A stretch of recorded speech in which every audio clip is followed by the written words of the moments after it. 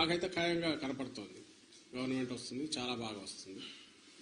మొన్నటికి అంత కూడా జరిగింది, మిగిలిన చోట్ల జరిగిన చోట్ల కూడా పోలింగ్ పర్సెంటేజ్ పెరిగాయి. ఓటింగ్ జరిగే శాతాన్ని బట్టి చూసి యాంటీ ఇన్కంబెన్సీ అనుకుందామంటే మీరు గమనించిన జగన్మోహన్ రెడ్డి గారి మీద అంత వ్యతిరేకత పెంచుకుని ఈ వర్గాలు ఏ వర్గాల కోసం అయితే నిలబడినాడు వాళ్ళు రావడానికి అంత ఇది రీజన్ కనపడత లేదు. వీళ్ళందరూ చంద్రబాబు నాయుడు కానీ ఆయన పార్టీ కానీ పెట్టిన సూపర్ 6 అనే ఇది కానీ లేదా ఆయన అర్జెంటుగా తెచ్చుకోవాలని వాళ్ళ కోరుకుందా అని చూద్దామంటే అంతా అటువైపు కనపడలేదు. ఎందుకంటే చంద్రబాబు నాయుడికే తన అజెండా మీద నమ్మకం లేదు. ఆయన సూపర్ 6 గురించి కూడా ప్రచారం చేసుకోవాలి.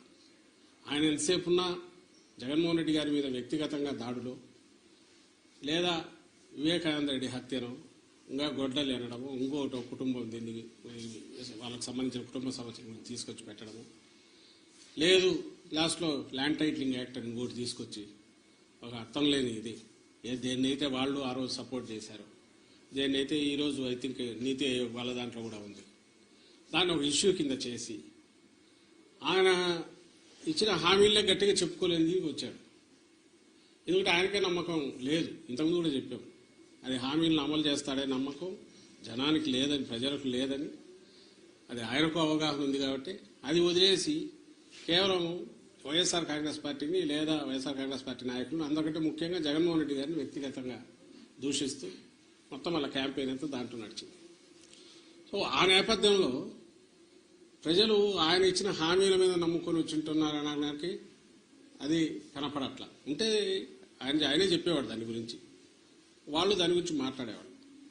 వేరే మా నాయకుడు ఆయన మొత్తం ఒకే థీమ్ మీద మీరు గమనిస్తే ఈ 5 ఏళ్ల పాటు తాను రాష్ట్ర అభివృద్ధికి సంక్షేమం ద్వారా లేదా మొత్తం డీసెంట్రలైజేషన్ ఆఫ్ పరిపాలన సుపరిపాలన అందించడం ద్వారా తాను ఏం చేశాడో ఇవే చెప్పాడు.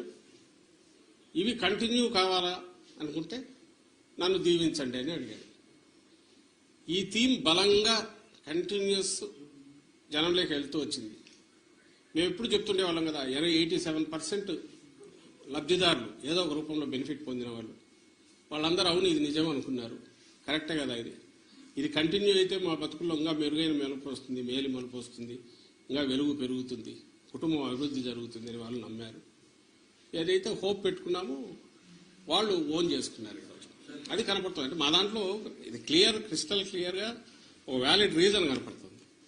నాకు టీడీపీ వైపు నుంచి ఒక్క రీజన్ చెప్పండి, మేము మీడియానే అడుగుతున్నాం, ఇదిగో ఈ రీజన్ వల్ల వీళ్ళకి వచ్చి ఉండొచ్చు కదా అని అనుకోవడానికి ఒక్కటి చెప్పండి. Please subscribe .news